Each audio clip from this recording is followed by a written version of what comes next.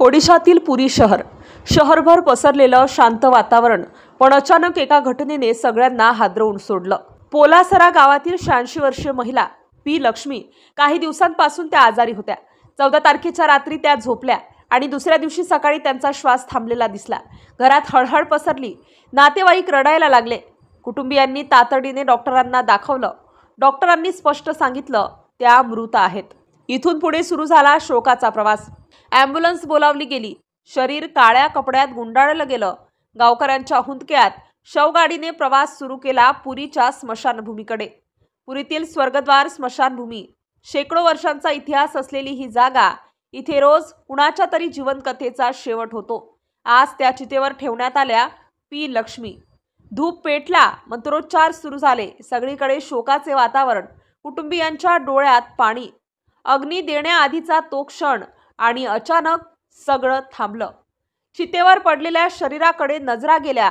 कुणीतरी हलक्या आवाजात ओरडलं, पहा, छाती हलते। क्षणभर कोणीच विश्वास ठेवला नाही।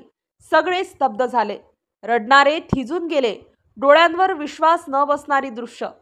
चितेवर पडलेल्या लक्ष्मीच्या छातीमध्ये हलकासा हालचाल दिसत होता आणि क्षणात ऐकू आला आवाज, श्वास श्वास चालू आहे। ज्याला मृत समजलं, ज्याच्यावर अंत्यसंस्कार सुरू होते, तोच मृतदेह पुन्हा जिवंत झाला। या घटनेने स्मशानातील सगळे थरारून गेले।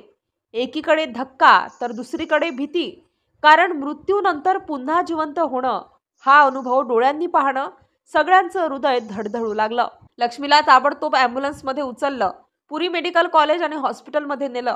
डॉक्टरांनी तपासणी केली आणि थक्क करणारा निकाल जाहीर केला, त्या जिवंत आहेत।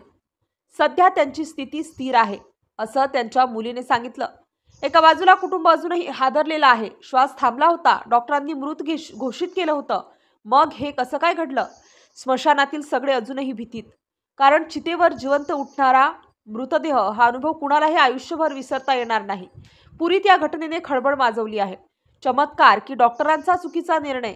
भयानक अनुभव की अविश्वसनीय योगायोग? प्रश्न अनुत्तरित आहेत। पण एक गोष्ट मात्र खरी, मृत्यूपर्यंत पोहोचलेली लक्ष्मी अग्नी देण्याआधीच परत जिवंत झाली। पुरीच्या स्मशानभूमीत घडलेली ही घटना आजही लोकांच्या मनातून जात नाहीये।